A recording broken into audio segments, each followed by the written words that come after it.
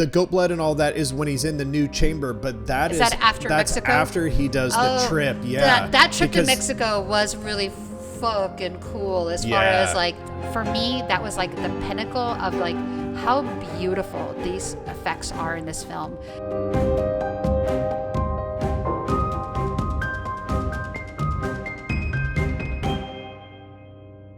I'm all about starting this party. All right. How you want to do it, Gretchen? Can I just say, hey, how are you doing? Hi, how are you? Welcome back, Oh my Gretchen. gosh, right? I know. Yeah, you did some promo work for Emerald City Comic Con, so you were busy. You were busy. Yeah, it was fun. I got to do a bunch of filming for Emerald City Comic Con, and I got to meet sort of like one of my cinematic heroes when I was there. Actually, to an extent, too.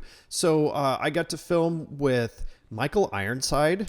What? Yes. Wow. So Michael Ironside is someone that I've been a fan of for a long time. He was there the Starship Troopers reunion. Nice. Which they had everyone there. Denise Richards was there. Dina Meyer was there. And I cannot believe I just went and spaced off his name, but the main Johnny. guy, Johnny was there. Yeah.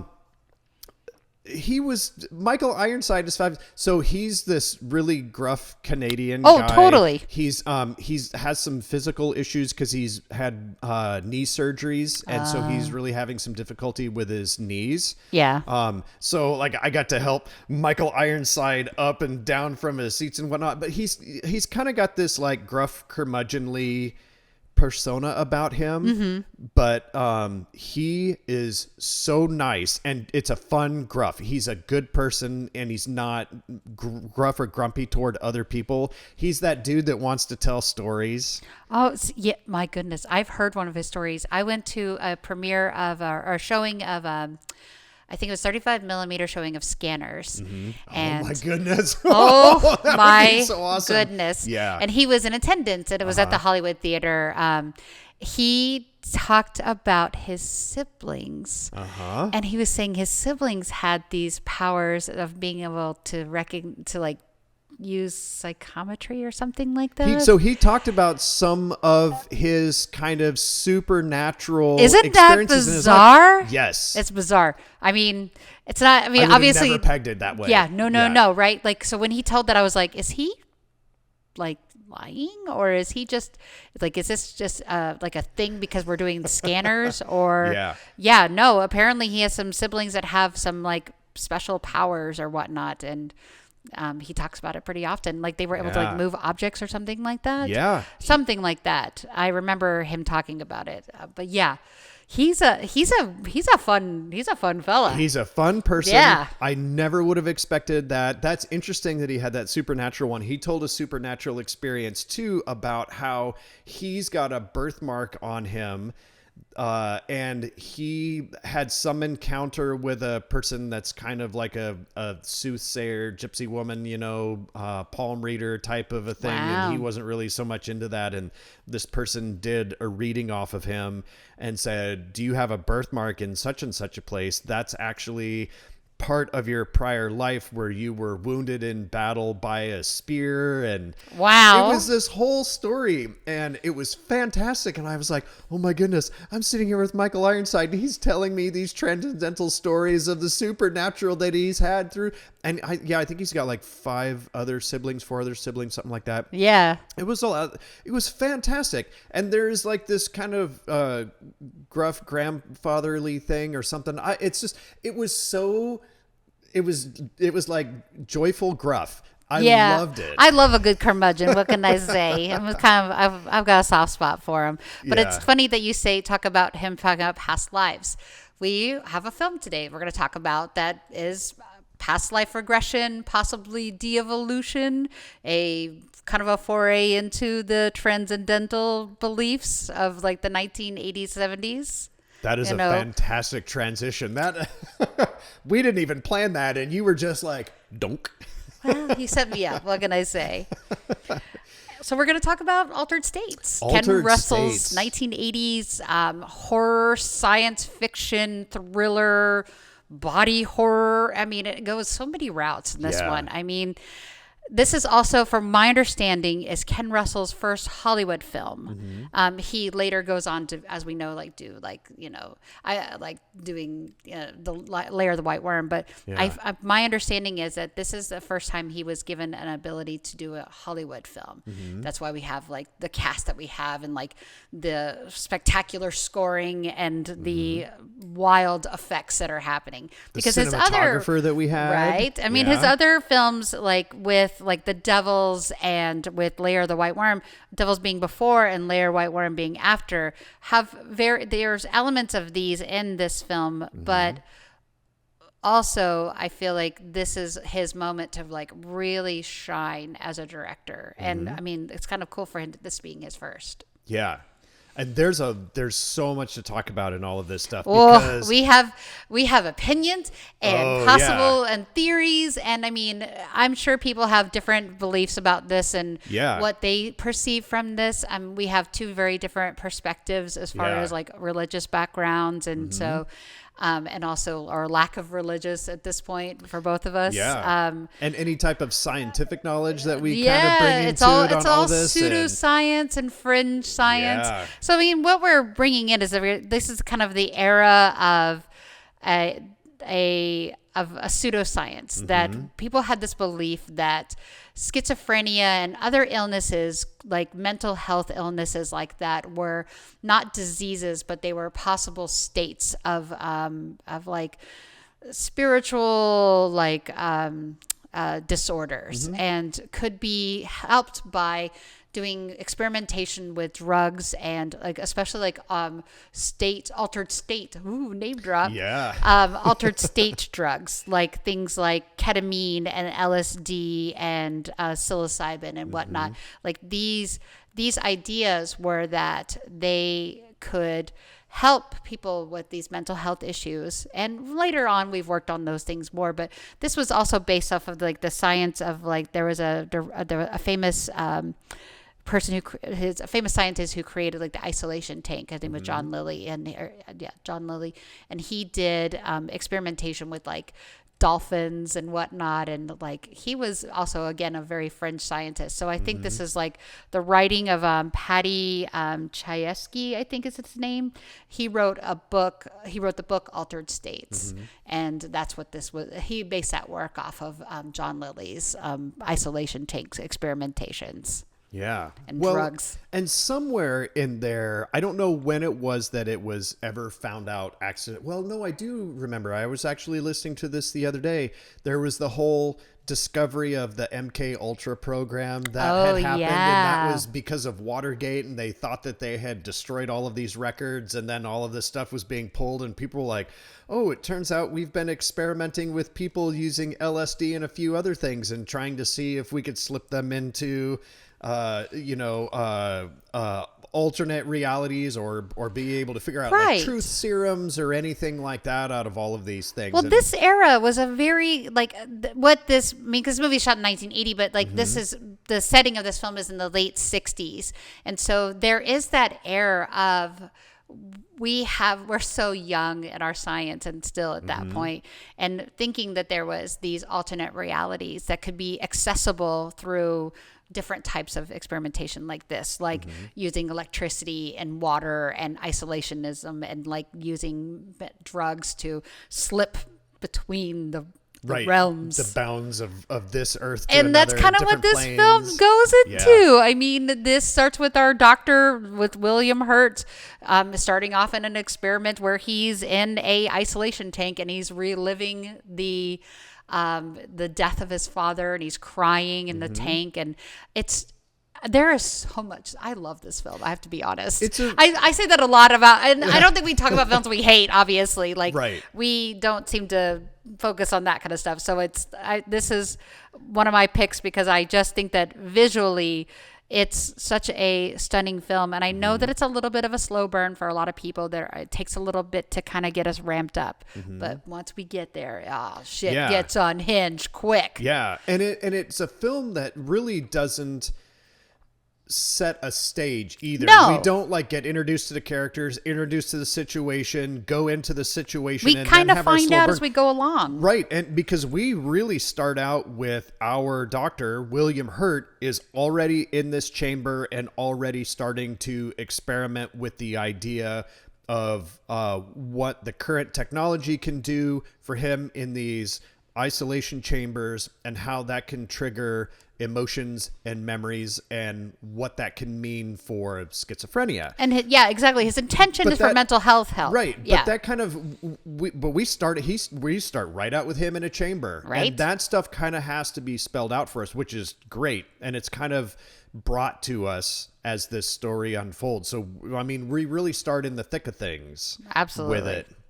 Yeah. And so we go from there to where we are meeting my favorite character, but Bob. Oh, I cannot say his Bob name. Baliban. Bob Baliban, man. When the second he comes on the screen, I'm like, oh, that's the guy from Close Encounters of the Third Kind, because he looks exactly the same. Yeah, and Best in Show. Best in Everyone Show. will know him as from the Best in Show as heading the Kennel Club. Yeah, see, for me, he's like, he stands out as his like big, like bushy beard, long hair self, and that's like always going to be the image of my head for him. It's like I know later he does later roles where he's like bald and like adorable, but like this era of him is like one of my like personal favorites, just because I just like that aesthetic of like that big giant glasses and like I don't know, it's just, he's terribly cute. Oh boy. Oh yeah. Well, and such a stereotypical 60s right. And there's a lot of looks undergrad that you would really never get away with, I think, in the modern aesthetic of filmmaking, where you can have someone who is essentially, I think, like in his late 20s, early 30s, who looks like he's probably about 45. Well, balding. this is that era. Right, and everybody looked a little older in the 80s. Bless them. They did for some other reason. But Bob Baliban, who's still with us and a fantastic actor who has had a marvelous career. I mean, this is one of his earliest. Is he considered a character actor? I would say he's a character actor because I can't think of any particular film where he has been the leading man. Well, he doesn't have leading man looks at all. Well, I mean, he could be like a bad guy. He has this. Well, I mean, I suppose I don't think that Bob Odenkirk has leading man looks, but he has been given the leading man part of being in Better Call Saul, and then he had himself an action film that was kind of like its own. Oh yeah, John Nobody? Wick. Nobody. Yeah, and then and Bob Baliban's a fantastic actor. Odenkirk is one. Bryan Cranston is one of the most amazing and sought after actors all over the place. And I don't look at Bryan Cranston and go, you know what? That guy's got leading man written all over him. Because I imagine him as the dude being shaved naked in the kitchen of when he was in Malcolm in the Middle. Right. So, and then all of a sudden it's like, oh wait, he's a bad guy in the new action like a film great or whatever. Bad guy. Yeah, exactly. So it's interesting how when people see someone and write a script for them and under the right hands, suddenly they're transformed into something. I mean, look at William Hurt in this. I mean, he is not the nice guy. I mean, he's hard to be the protagonist to root for. It's hard to, well, I don't think that was the intention. I don't think we were supposed to like him because I feel like his character is. We spend the most time with him too. Is right. Yeah. And I don't think we're supposed to be like rooting for him in any way because it doesn't have that element to it. I think when Ken Russell, like when he was like his character being cast or him being cast as this character, he has this air of like insolence and like he considers himself to be a savant of sorts or a genius, as he said. He was like, I'm considered a whiz kid myself. Yeah. What he says to Blair Brown. Yep. And which that was a cute scene. We'll get back to that. And she bests him with the mustard. Well, no, she has like a cheese whiz. Is it cheese whiz? I was thinking it was mustard for because the she was sandwich, like, I'm but a whiz kid. Yeah, I know. And like, I thought that was cute as hell. Yeah. But yeah. But William Hurt in this is this kind of arrogant, cavalier, scientist who you think that he has intention, like on paper, his ideas are with good intentions, but we learn that really quickly that it's very selfish. Yeah, he's very driven. He is driven for this goal, and everything but else it's not is a for the stepping betterment stone. of mankind. That's only on paper. No. Like he wants honestly, his own self-achievement. That's exactly Yeah. it. He's looking to leave a legacy. He Yeah. wants to leave a mark on science. He wants, and not just that, but also even more selfishly is that he wants to be the one to transcend, to unlock the mysteries of the universe. So that's a really good point, and I don't think that I actually made like the full connection with the words to that, but you're right. He is trying to be the one being that transcends life and existence in the universe and God and all of these things. Like he is trying He's got to a be, God complex. He does. You're absolutely that's, right.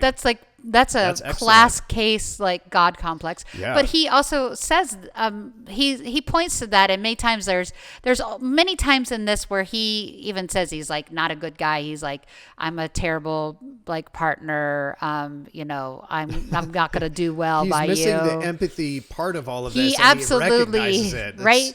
Would that be like a little bit of a sociopath? That's totally a sociopath. Yeah, because are sociopaths self-aware? I don't know. That's why I was asking. I think that they have no empathy. Yeah. But I'm not certain that they're all very self-aware. But he definitely has very sociopathic behaviors. I mean, some greatness has to come from some crazy, they say. I don't want to believe them. But I mean, it can. Yeah. I guess because the audacity that comes with that allows for the possibility of greatness or great failure. Well, I guess if you're not empathetically tied to your work, then you have the capacity to have objective belief and objective vision, I suppose. Yeah. That's just, I'm just, blowing it out there, whatever. No, that's great. So where are we at in the story? We get to where, we can be anywhere we want in the story. This is a great thing to talk about. So he moves on with this project where he ends up kind of creating a team of people. He meets Blair Brown at a party. They have the cute exchange about the Cheese Whiz and them being whiz kids and whatnot. Because she's also an incredibly learned person. That was Cheese Whiz. She was Cheese Whiz. I thought it was mustard. I didn't see the logo on it, but it was Cheese Whiz because they were saying a bit of a whiz. She goes, I'm a bit of a whiz kid myself. Hey, yo. Who's the slow one? This duo. I'm not the one holding the Cheese Whiz in this podcast.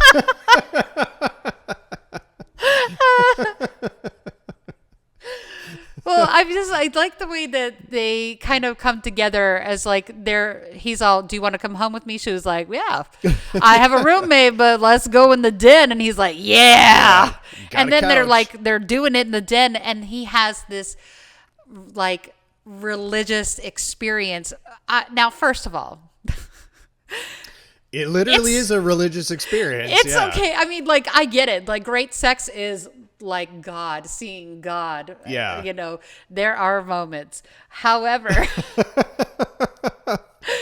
I feel like there were these when they're having sex, there's this beautiful like radiant orange light, and we discover it's from like a heater that's happening in there, and they're drenched in sweat, and it cracks me up because it's like, obviously, it's not that cold outside. I mean, they're wearing. No one's wearing jackets. I mean, they're wearing like suit jackets.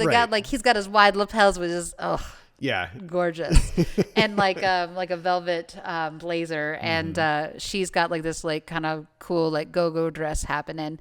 But yeah, like they so they're having sex, and it's like he has this like religious moment, and he's talking to her while they're like finishing, I guess, and talking about like he's seeing God, and he starts crying, and I'm just like, I don't know if for you, but like if my one night stand or my first night like having sex with somebody and they are crying and seeing God, I'm gonna be like, whew. Good job, me. Yeah. try not to weep during my one night stands when I had those. I found it to be a turn off. Yeah. No, it was great. I had a good time. Yeah. Yeah. Oh, boy. But that whole thing is so fascinating. I would never see him again. Honestly. I mean, honestly. Yeah. But then she describes the sex with him as like being screwed by a monk who's like, what did she say? Oh, that was a great line. I forget what it is, but yeah, it was something like driven by like a monk being driven by the face of God or something like that. It was like, oh, what are we? It's just wow. Yeah, ma'am. All right. I mean, I feel you. Yeah, we're learning about why monasteries are what they are. I guess. Apparently that set the stage for her to want to be around him. I mean, like the fact that like they could work together on like projects. We cut back and forth in this movie, like where he's like different, going back into the isolation tank, spending hours building this team, experimentation, and then we have like this fast forward. Yeah, we kind of jump forward like 6, 7 years. Yeah, that it's like they have kids and then they're splitting up and it's like it's bonkers. And I think I remember turning to you and being like, did we have a time jump and I just missed it somehow? And I mean I've seen this movie quite a few times, but I didn't perceive that time jump for some reason. I guess because it was just kind of seamlessly built in. Yeah, it doesn't do a thing like 5 years later or something. It's just like, I don't think Ken Russell saw that as an important aspect of the story. Like I don't think that honestly, I don't think that I'm not going to say that their relationship isn't important because it becomes important again, but I don't think that for the story to continue that we needed to have like their day to day. Yeah. So I appreciate that because there are such these long, quiet moments, especially in the lab. And after we build this dream team, he's like has another experiment they change the chambers. They end up changing to a chamber that has a saltwater tank in it. And also it has more isolation. No windows. Exactly. No windows. The other one had light and it had windows and he had to wear like goggles so they could watch him. So now they only have like an audio recorder or audio abilities for this new tank. Right. And it's also saltwater, so there's more flotation, which gives you a deeper sense of isolation. I don't know. Have you ever been into an isolation tank? My first I have. Woo, boy. And that was a good observation. It didn't dawn on me that when he was in the prior tank, he's got that whole head apparatus that's pumping oxygen in and all of that stuff. And when he is in that saline tank, he doesn't have any of that that apparatus on him, essentially like an old style kind of a scuba helmet to keep oxygen and flotation. Well, it's a deeper sense. It's a deeper sense because I've been in these kind of isolation tanks where you're in a saltwater one. And by the way, they are bizarre. And there are moments where you're like, I have to be comfortable with myself. Oh, really? Yeah, I've never done it. You are floating it feels like you are floating in space. I can't describe it other than feeling like there's weightlessness, and you just have like your body is free to kind of roam back and forth, and you kind of have these like because it's absolutely pitch black, and you have enough space that especially like some of me, I'm a little small, so I can like move around. I can float back and forth. So you can feel like every breath you take and like your body like moving into the rhythm of like your heartbeat. Wow. And you can hear your heart through your whole body. It's so silent. It's a silence that I can't even describe barely. I don't think I could do like justice of description of like how silent this is. Do you find comfort in it? At first it was really scary. Yeah. And then after like a good 20 minutes, you like find your breath. Like, cause at first you're like, how do I breathe? I can't see anything. Like, what if how deep is this? And then those thoughts kind of escape you. And then you kind of fall into this where you're like listening to your body and hearing all the little motions and the sounds that you make. And that silence is deafening, but also roaring, if that makes sense. Yeah. Like it's kind of like listening to like taking a conch shell to your ear and hearing that that rush of sound that you can hear from your heartbeat, or from your ear echoing in the heartbeat into the sound. Like I that's a somewhat similar experience to this type of isolation tank.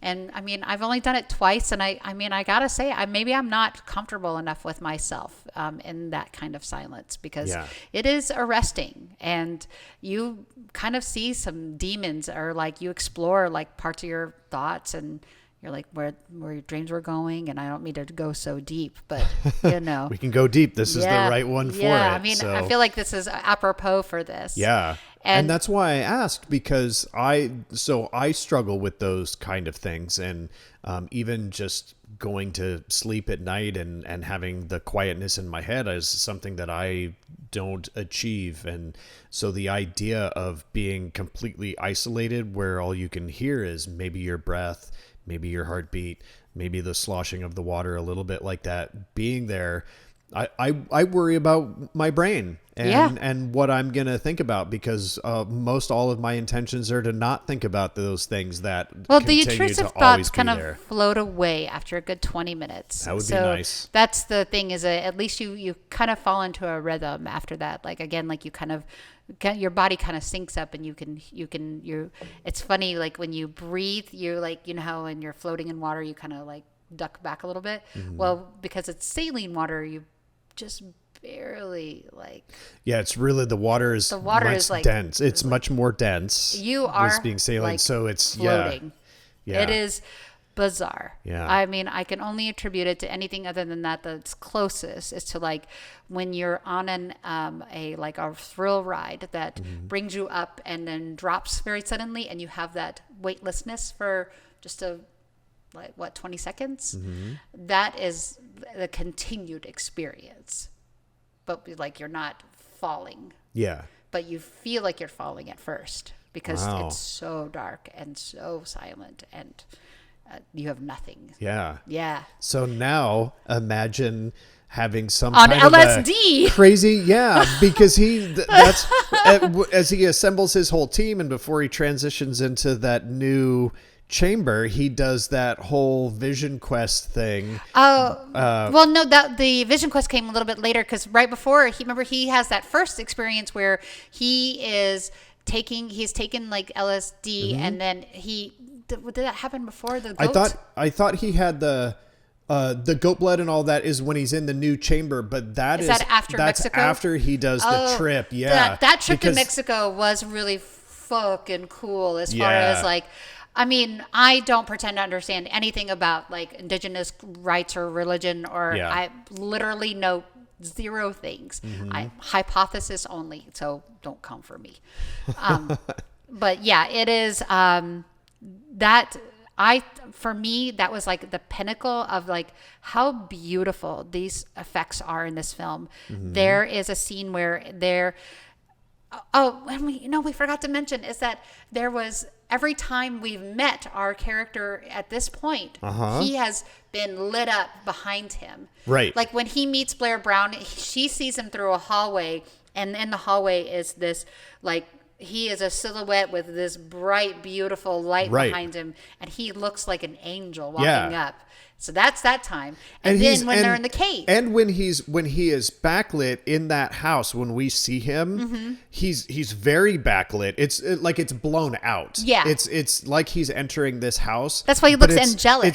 And that's the thing, is he does look angelic. It's very blown out, but we can actually see. Oh, that's right. him. We can see his clothes. He's not too dark. Yeah, he's not too dark, which is that's like a necessary point of all of this stuff, because that becomes part of the evolution of the lighting with him in this, because when we get to the cave, how do we have the lighting at the cave? The lighting of the cave is somewhat similar there's three people, and we see like a trinity. the beautiful, right? Ayo.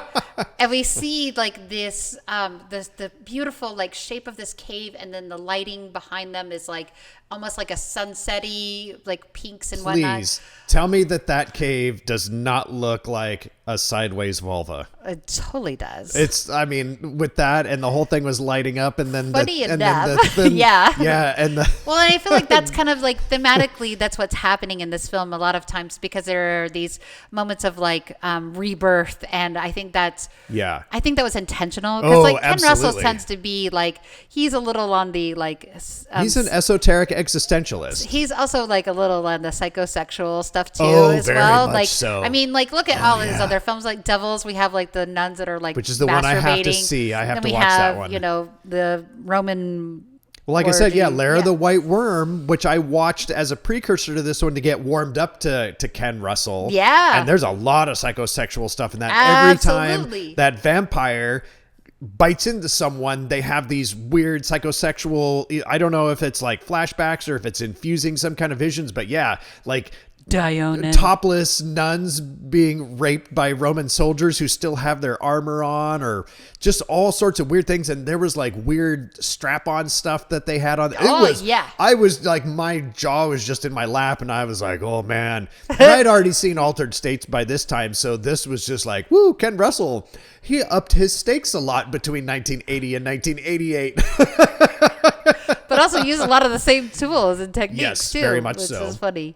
But yeah, so like when we're in this cave, they have the this experience. They take a drug that is this cloggy, like indigenous. It's a big clumpy stew that they make. That all the indigenous tribes, I say tribe, but all of the like the basically all the shaman that are in this cave all kind of take it. And it is like, there are these moments. I've taken LSD, and there are those times in LSD where I've had those like sparkler visions but the way that this was shot there, it's like fireworks are happening. They're literally shooting sparks at him. It is so on point. Yeah.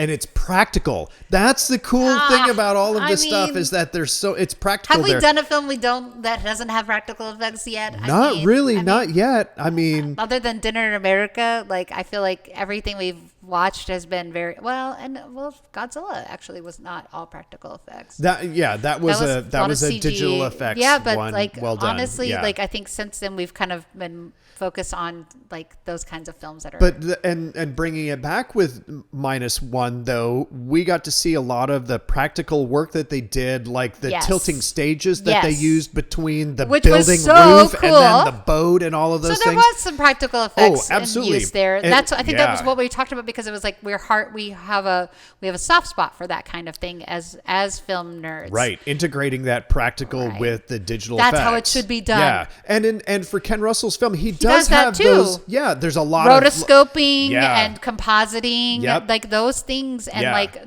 using those techniques, and like I think he uses like gel painting or whatnot too. Yep, and there's I don't fully understand the technique myself, because I haven't ever shot on motion film footage. But this cinematographer, like you pointed out, was a cinematographer that went on to do Blade Runner and a few other films, and so a lot of things, videos, or music documentaries, which is so great. And one of the great things about Blade Runner, which I'm sure they used in this, is the ability to composite multiple shots across the same piece of footage. It's so multiple exposure. And I don't necessarily know how it is, but they can do a pass on something and expose the film, reset that piece of film, and then re-expose it again on another shot. Otherworldly effect. Absolutely. So a lot of the stuff, like the flying ships in Blade Runner, when we get to that stuff, those are multiple shots. And there's a whole technical issue that was fascinating for me to read about with Blade Runner.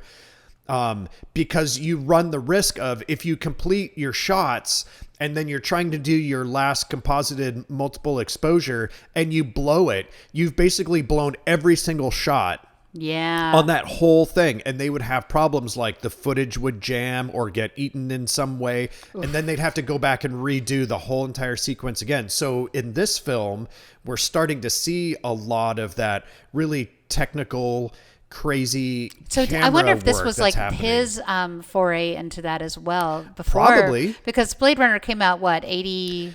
Blade Runner was after Alien. Oh, well, Alien is 19... Alien was 1980. Or... Because Blade Runner comes out around I think Blade Runner, we'd have to look it up, but I think Blade Runner is like 84, 86, somewhere in there, because it's after Harrison Ford is starting to become recognized. He's been, Harrison Ford has been Han Solo, and I think he has also just been Indiana Jones. It's right around in that same time. So Blade Runner's like 84? 82. 82. So here we are. We're in 1980. Alien is 1979. 1979. Yeah. What did I say? 1980? Yeah. Okay. So 1979, 1982. So here we are. And I don't know if that cinematographer, he wasn't an alien. No. So this He may did have Blade been Runner. his first foray into doing that with film. Right. Yeah. And Here's so- that 1980 so we have stuff this, he's doing with we're Ken. like Yeah. experimenting, which is kind of cool because like so far, like everybody who's worked on this film, they did some things that were firsts. Mm-hmm. Our director, being this his first Hollywood film. Yeah. Our cinematographer, possibly we're hypothesizing that this was his first foray into using motion film. We're going to hypothesize that the music, the guy who did the music in this, he, because his stuff, he's been won like Emmys and he's got like a Nobel or a Pulitzer. I'm sorry, he won a Pulitzer. Oh, for Pulitzer. music. Oh, nice. Probably some kind of like journalism or something like that. Yeah, or- I think he's like because he's pretty famous for like these musical scores. Okay. And let's see the special effects team that created the physical effects, like the bladder. That was an innovative process that That's was created right. for this film. Yeah. So That was a team. That was a whole feel great like- team of people. I feel like this film is kind of one of those films that gets overlooked as a tip of or a beginning or setting a bar for many things filmmaking wise or effects wise. Yeah. If that makes sense. It feels like an indie film in a lot of ways. It does. Because I is definitely so feel esoteric. like it definitely feels like an indie film. Yeah. It has like it reeks of that because there's like the cast. This is William Hurt's first film. Yeah. And the fact that he gets this role for his first film. This is also Right. Drew Barrymore's first Drew film. Barrymore. She's their Absolutely. child, Yeah. which I didn't realize was her. And you were like, "That's Drew Barrymore." And I'm like, "Wait a minute." I thought E.T. Wait a minute. Yeah, before But E.T., before this Firestarter, yeah. This is her. Like, she doesn't talk very much, I don't think, but like other than maybe answering a telephone. But yeah, that's cute. I thought that was a cute, like, oh wow, this is everybody's. And on top of that, this film was offered to Kubrick. This film was offered to Steven Spielberg. This film was offered to Orson Welles, who all turned it down. Wow. Right? Yeah. But apparently there's also like some beef between like Patty and Ken Russell, like that. That's why Patty's not like credited on this film. Okay. His credit is under like his like not pseudonym, his real name or something like that, like Aaron something. Oh. Anyways, or Simon or something like that. Yeah.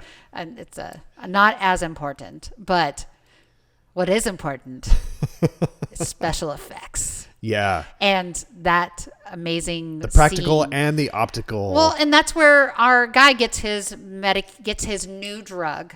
Yeah. That because he has this moment of like where he's like he has the visions of visions and like sparklers and spirit animals and like traversing the universe. Right. And then he's talking to his friend who's like the guide that brought him out there. And he was all like, no, you walked outside and cried a lot for like an hour. And he's all like, but it felt like 4.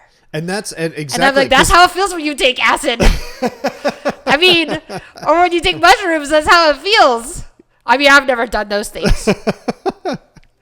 I've been encouraged to. In fact, even recently, someone's like, "Oh, have you done mushrooms? You should really do." Was that me? Psilocybin. Didn't I say that? You might have, but another person actually just said that recently too. It's like you should really consider psilocybin because you can do psilocybin journeys here. Yes. You can do those guided ones And where there ketamine is ones. somebody there's. And you know what? Even weirder things you can do here in Portland. Oh boy, you can lick some toads. Yeah. What? Yeah, boy. They have some people that do like that. Like, I don't know if it's like you actually lick the toad or you get Right. like the toad's secretions. Yeah. But like, I have my next door neighbors before they moved away. I had them knock on the door. They're like, just so you know, if you hear us like screaming in the background, like outside in the backyard, it's okay. We're doing like a drug journey. And I was like, oh boy. Wow. So I was like, so do we have like a safe word? Like, I love that they're having to like prep the apartment block.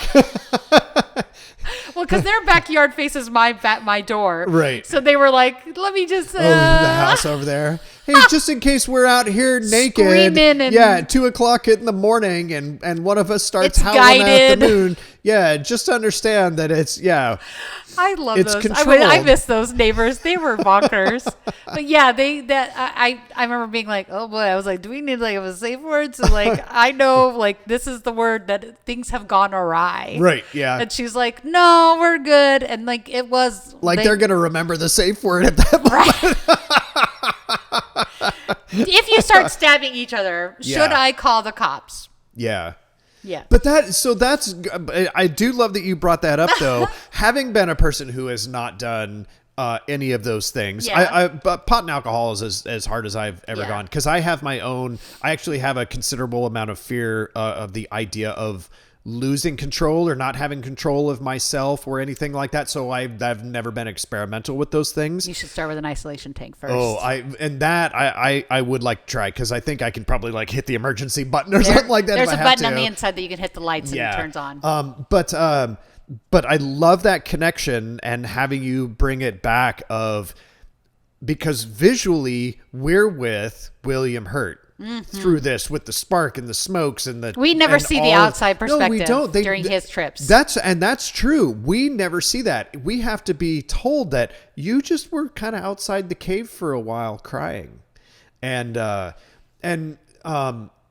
I've heard other people say that they have had kind of their own vision quests or their own little journeys into those kind of things, and they explain that stuff. But then the other people around were like, "Yeah, you just kind of really hung out." I see. For me, like okay, here we go.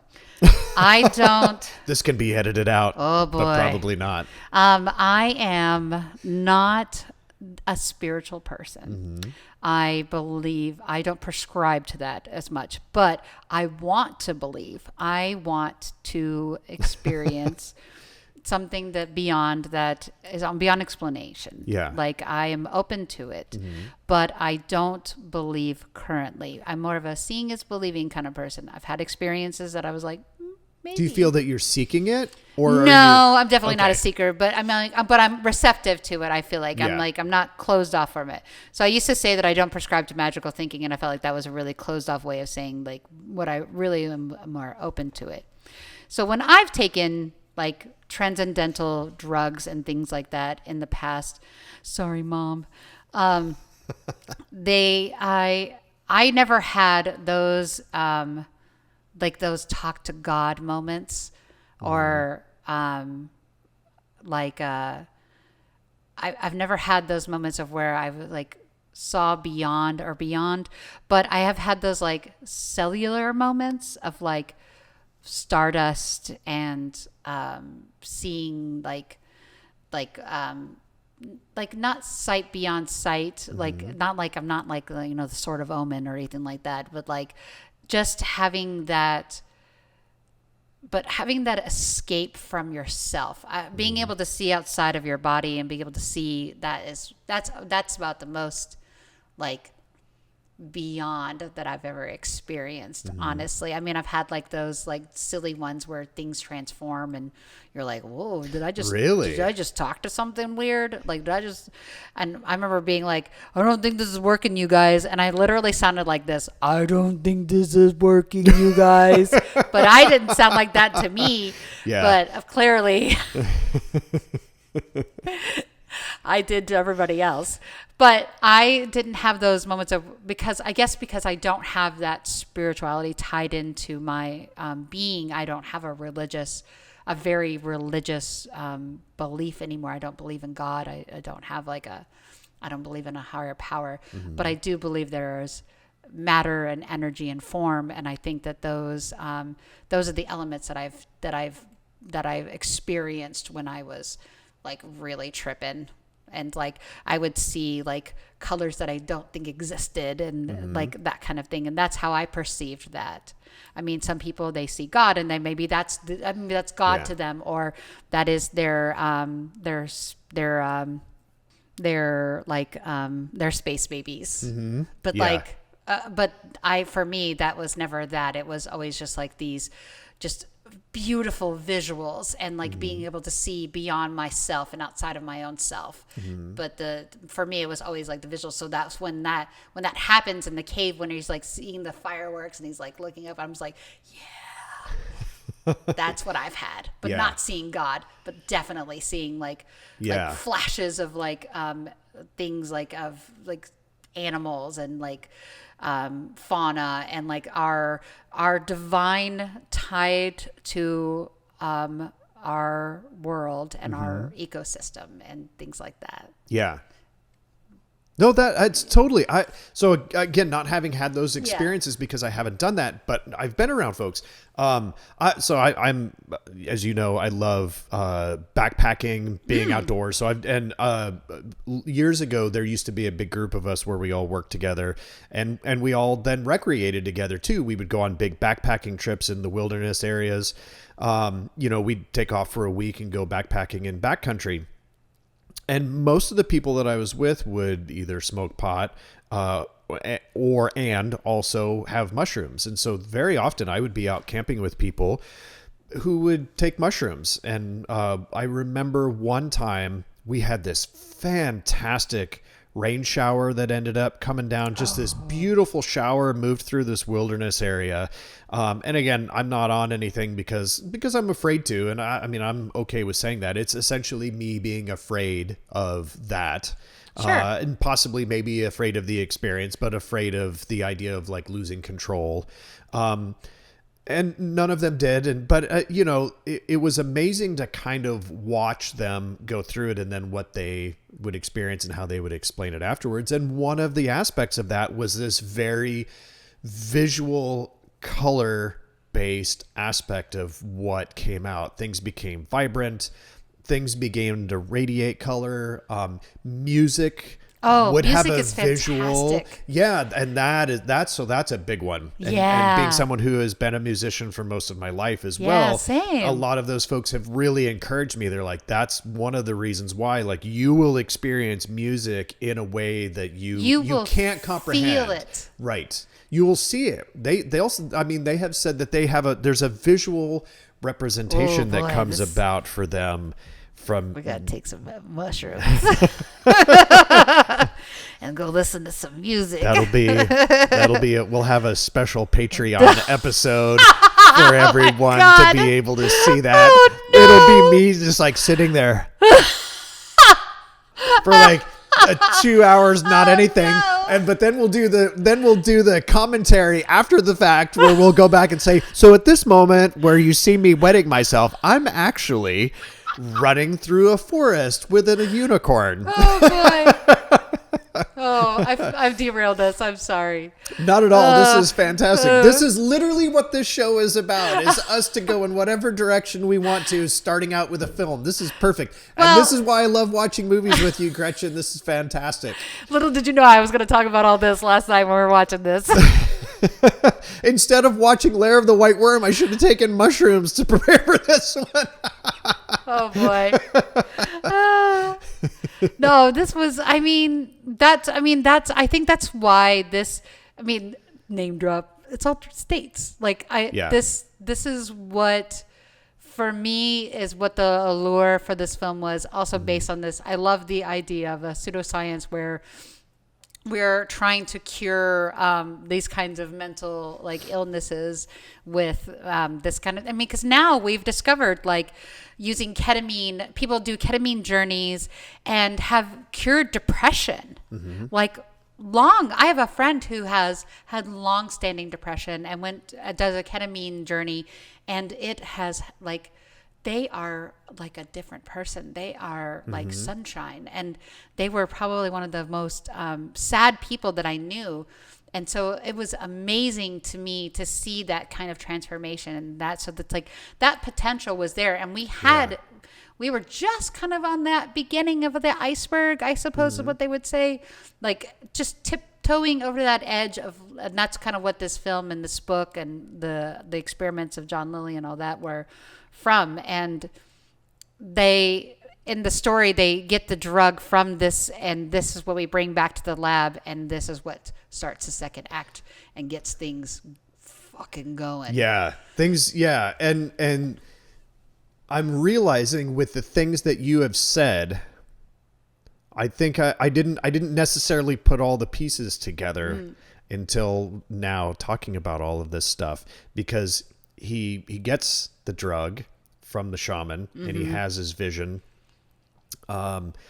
And we've kind of had this whole part of him that's been laid out that's narcissistic and wants to not touch the face of God, but because he doesn't believe in a God, but wants to kind of be a God. He wants to be like a golden calf of science. I think he believes in God, like, because I feel like does he? Because because he was talking about his he has a very like he grew up Roman or Catholic, I think is what he said he was.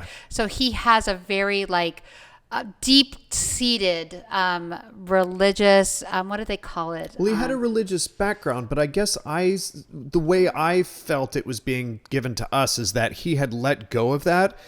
Well, that's why he kept seeing God and like seeing himself in God. Especially with his father's death. Like, exactly, yeah. The divinity of himself. He said he lost his faith after his father died because his father whispers the words terrible to him. Yes. That, for me, that was one of the more like complex emotional moments was, and it also for me, it's part of that not having a religious belief is when when he's talking to his father and his father is going through this pain and his life is ending, he hears his father whisper something and he's like, "What is it, Pop?" And his dad says, "Terrible," and then dies. I'm like, so the end of your life is terrible. And nothingness. Oh, that's fucking awful.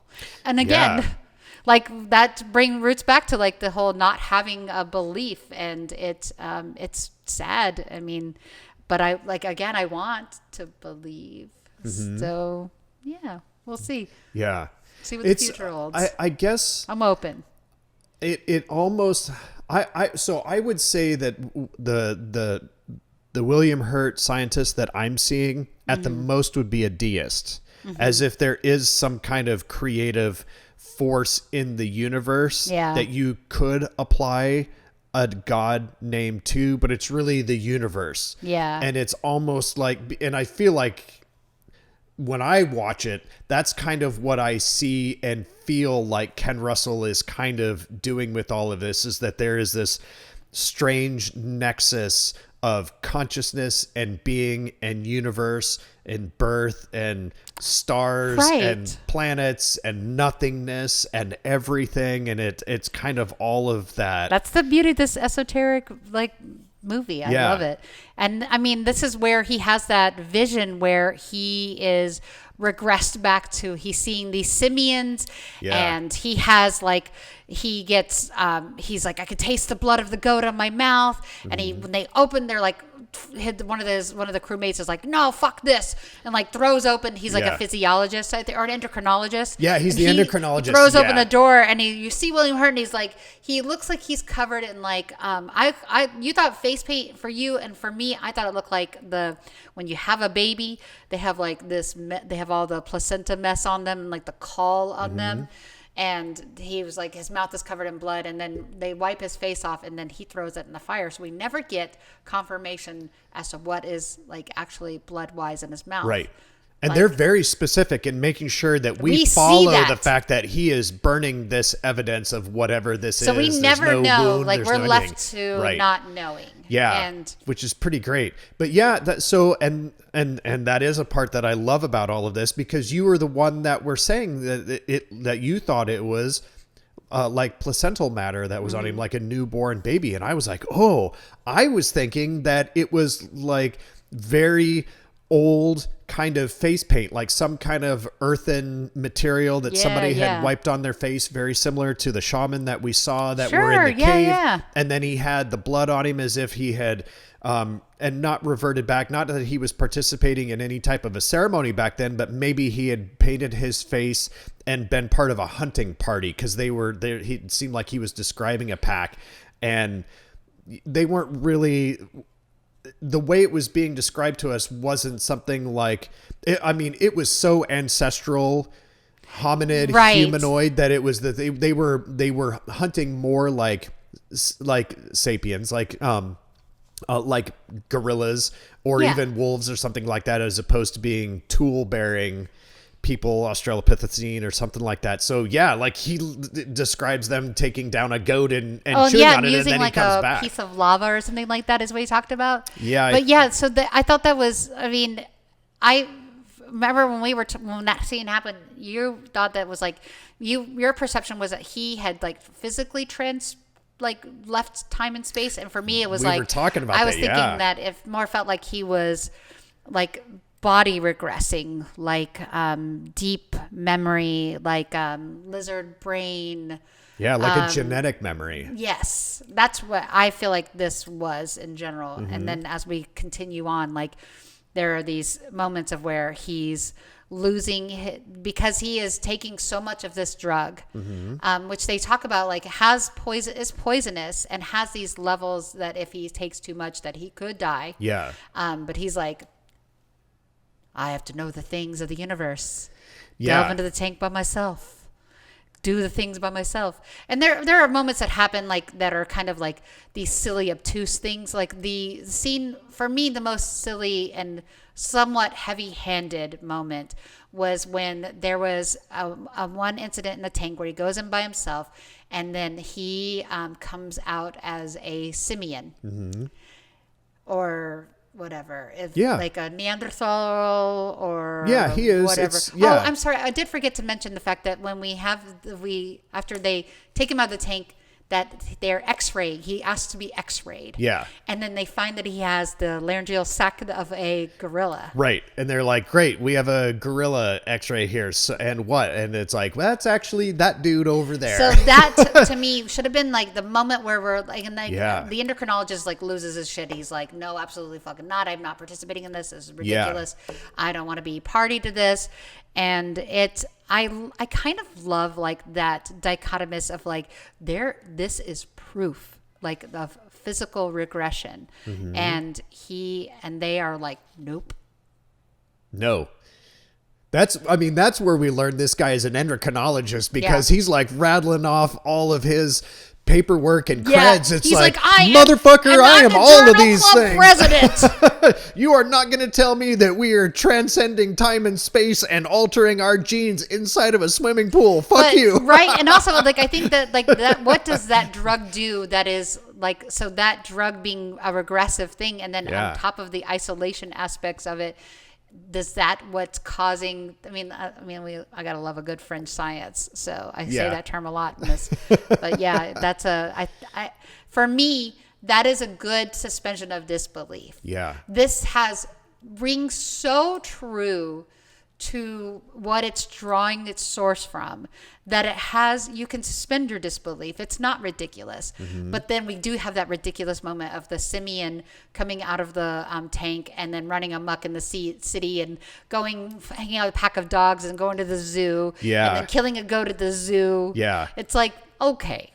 For me, that I could have gone without that scene, because I feel like it doesn't do the story any favors in any way, other than like to push the relationship of him and Blair back together. And one thing too about when we have the simian that's come out of the tank. So we've got William Hurt, who is transformed into this early, even pre Australopithecine thing. So right before he goes and kills the goat that's in the zoo, and he's been running after the pack wolves, he's chasing those dogs. There was like a couple of like loose dogs, and he's chasing them. There's a whole confrontation and all of this stuff, but he ends up at the zoo with the sheep and the elephants and the rhino. But there is a shot where he is up on a rock that almost looks like kind of like a little bluff or something, but it's like a little, it's part of an enclosure. So they've tried to make something for these goats as part of the enclosure. He's backlit. Yeah.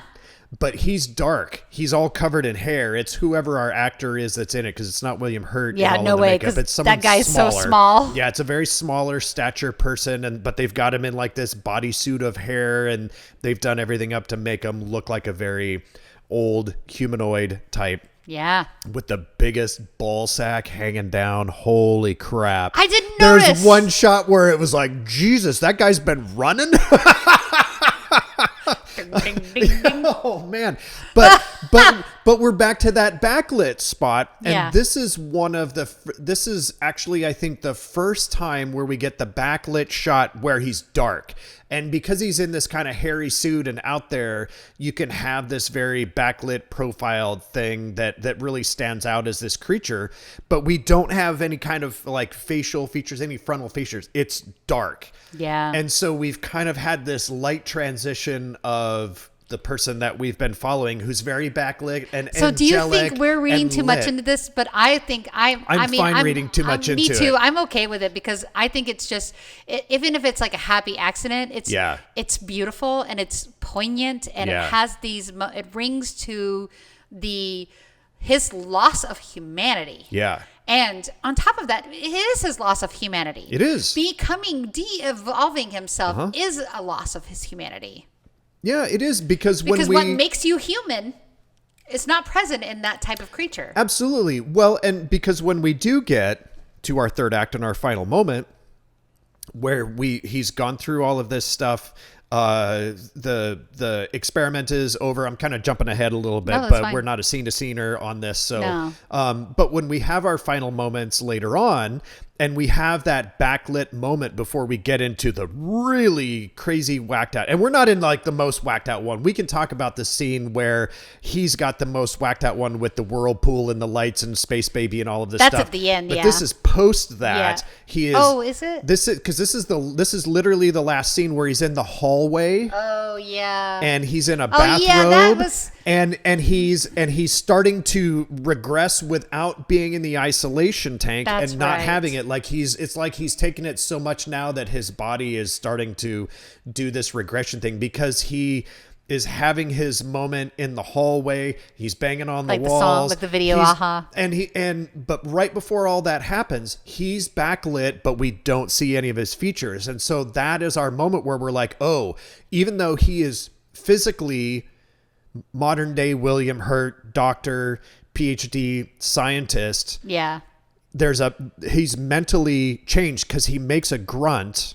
He makes grunting noises, and his wife sees that, hears that, and starts to worry. And then he starts to transform right there in the hallway, and he's looking like a Cronenberg monster looking like in all of that stuff. Right.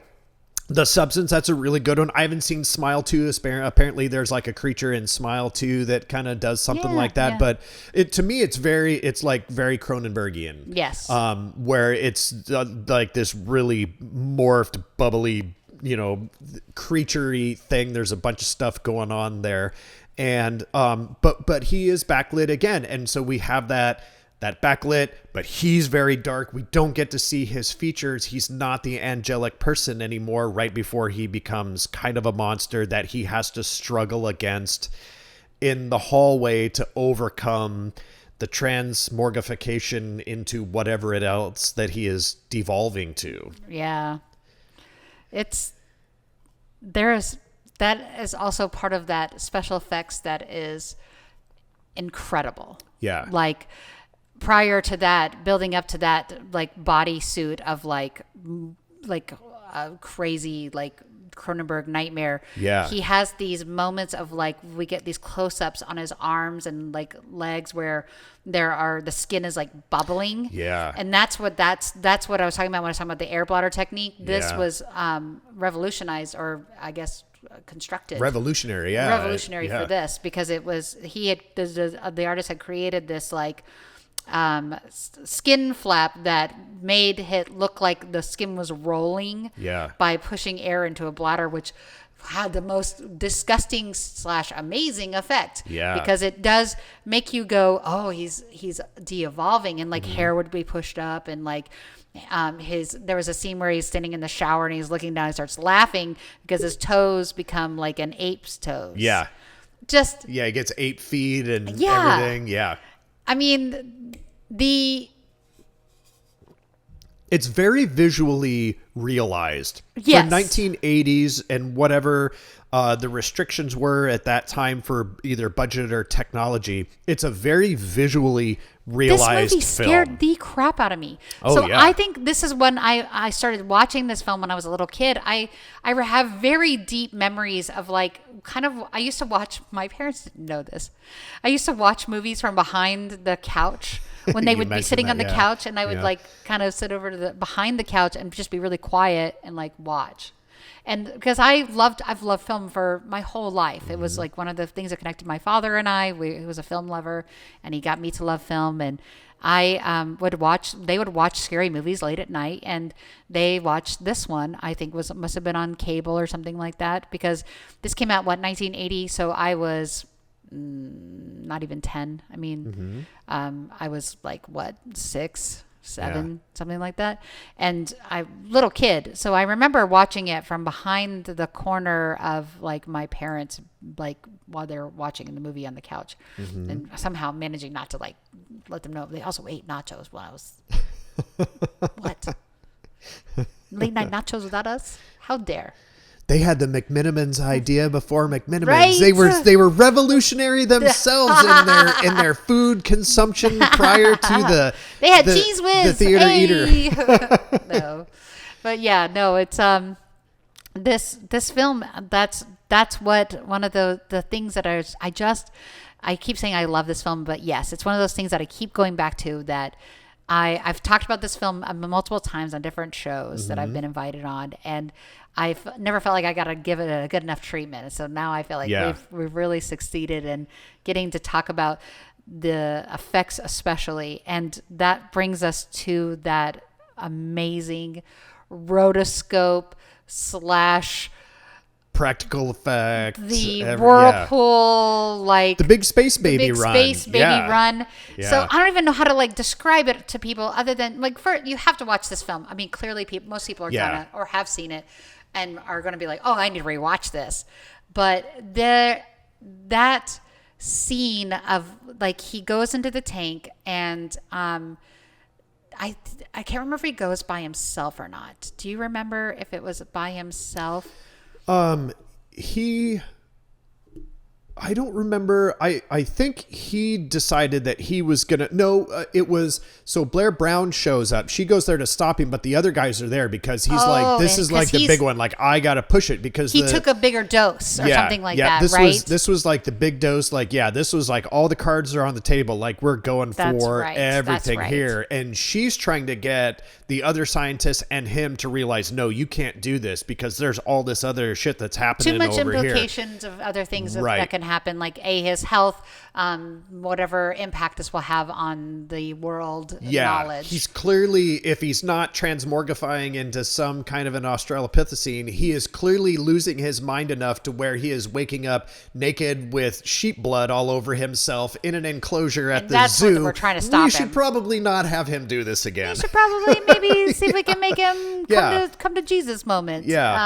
But yeah, so that's when we're in the tank, and he has the deepest experience. He goes further upon further. There are scenes that Ken Russell has these gorgeous visuals that he does where William Hurt's in the desert, and he's looking over, and Blair Brown is like standing upright naked, or laying upright naked, like in a cobra pose, but she's a lizard. and then they turn to dust, and then stars explode, and then they're wearing white with a field of yellow poppies, of like California poppies, and they're drinking tea, and then a volcano erupts, and then the stars fall, and then they're wearing red, and the background is black. I mean, it is so beautiful. Yeah. Beautiful. And I just think it's like, this is what makes him a fucking legend. Like it's, and cause we get like I want to say, honestly, we get a lower grade version of this when we go into like Lair of the White Worm. Not to say that Lair of the White Worm doesn't have its merits. Yeah. But this particular compositing of like is very Jodorowsky, very like, and I don't super love Holy Mountain. Yeah. And but it rings to like that hyper spiritual visualization that's happening. I've never seen Holy Mountain, and I really want to.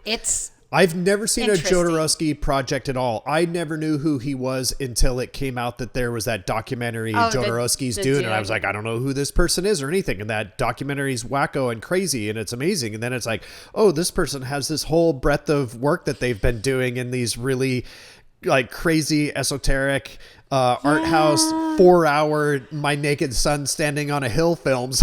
I prefer of his film. I prefer Santa Sangre. Okay. Yeah. Honestly, as far as like it having like a compelling story to kind of build upon. What I love about Holy Mountain is the visuals, but other than that, it's kind of like, it's very all over the place. It's a commentary on like political, capitalism and social, like, oh, that sounds about right. Yeah. It's very for its time. Yeah. Because he was very anti-capitalism when he was talking about the fact that he didn't get to make his Dune film, because he was very much like, why does this have to cost money? Why do these have to things be limited? I'm like, well, that's great, Bernie Sanders, give it to me. Yeah. But thank you. Yeah. But yeah, that is, that's the tragedy of that. But I feel like there was these visuals that had this hyper religious aspects to it that were very ring true of like a Jodorowsky style visual. And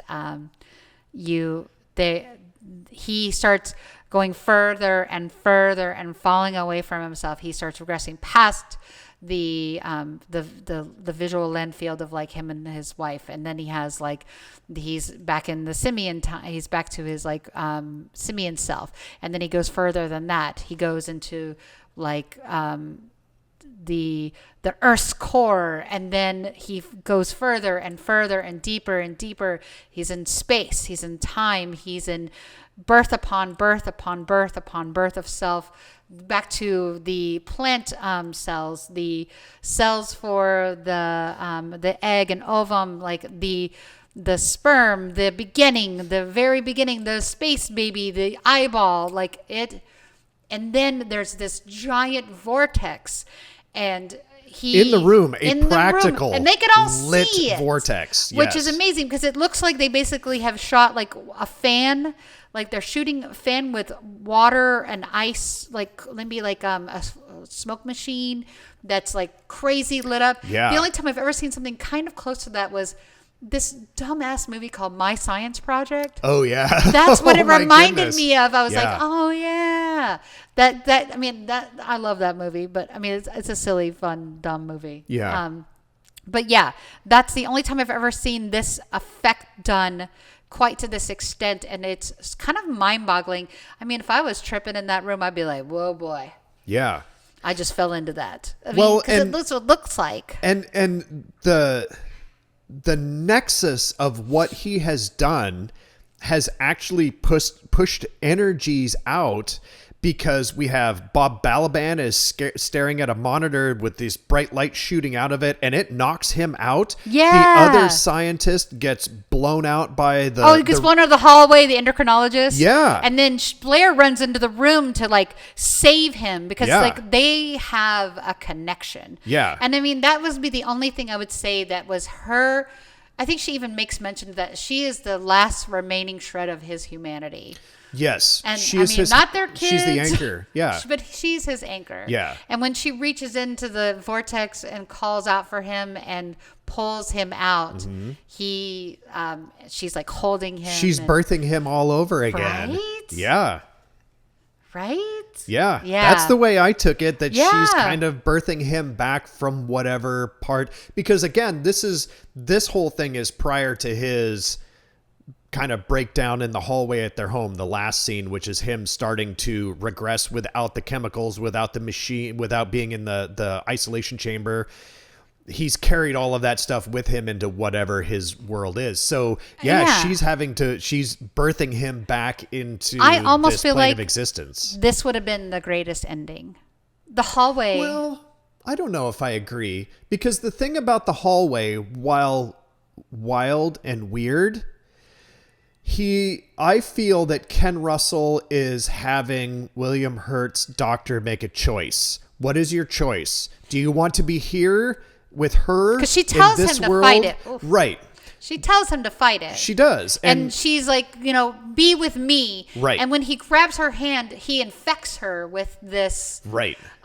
With this regression. Yes. And she is screaming and carrying on, and then her skin gets kind of ripped off in some kind of she an gets odd flayed. way. I don't know what's happening there. Or like her cells are breaking down. I think that's more what they were kind of looking at, because she looks like a lava field. And interesting. I thought she was supposed to look like a muscle and blood vessel body or something, but it could have been. That's the thing, is Ken Russell leaves enough of this stuff up to interpretation in some weird way. True. Yeah. I thought, it was like he was yanking her existence away from her in some way while he regressed. And that was the fight, was that he had to fight his way back and not regress. And because her life had been tied to his life. So for her to have her life back, he needed to have his life back in the present, in that place. Yes. Agreed. Who knows? Ken Russell could have been like, I don't know, it's fucking cool film. It just looks really rad. Yep. And then that's the we very famous scene that AHA used for their video Take on Me. Yeah. Where the character's like dropping back and forth between like paper world and real world, and he's like slamming himself against the walls. And it's something that everybody remembers about this film. Mm-hmm. Absolutely, 100%, all the time.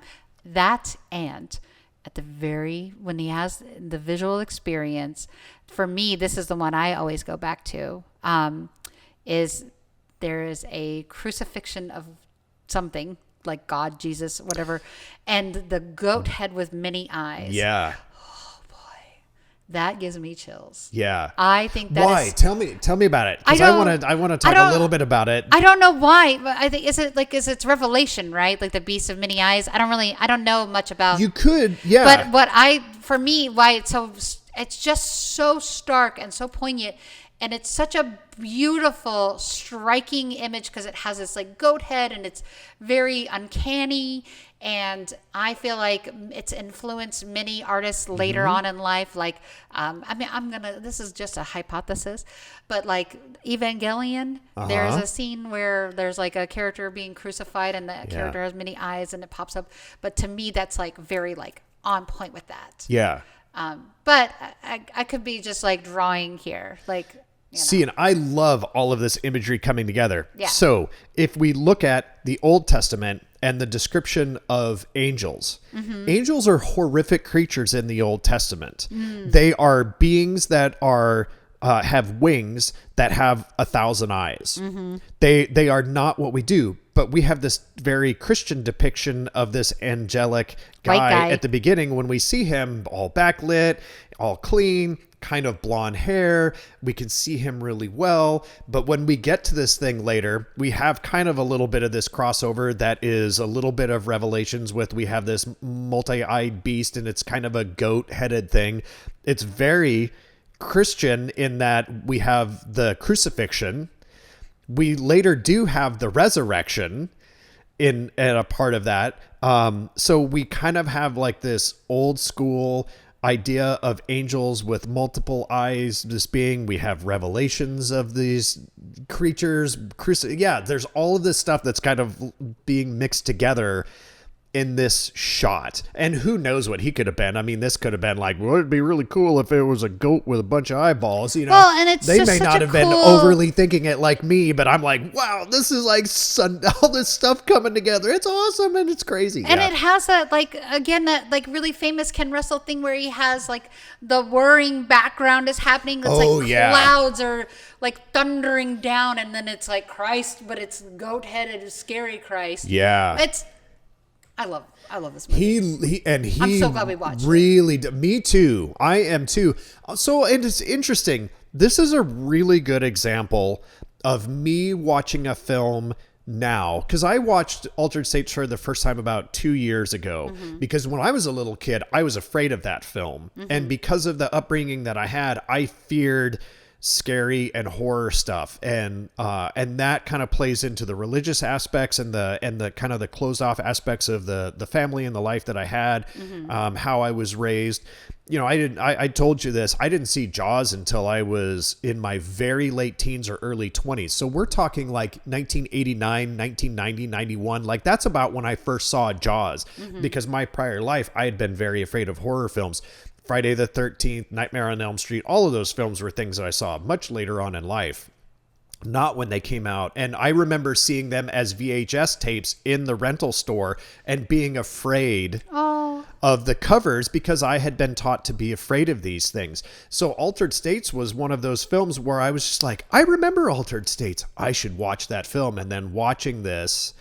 But if I had watched it, even if I had watched it and kind of gotten over the idea of being afraid of it and watched it, and let's say I watched it in my 20s, I wouldn't have understood it, because I don't think that I had spent enough time being analytical with film and being analytical with Martin and life and what do I think, what do I feel, what do I believe, what do I understand. Yeah. I don't think I would have been enough of myself to be able to look at that film and appreciate it, understand it for the aspects that speak to me, and have my own interpretations of it, have the understanding of the craftsmanship that went into any aspect of it. I think I could have very easily pushed this film off and just disregarded it. Been like, oh, it's weird.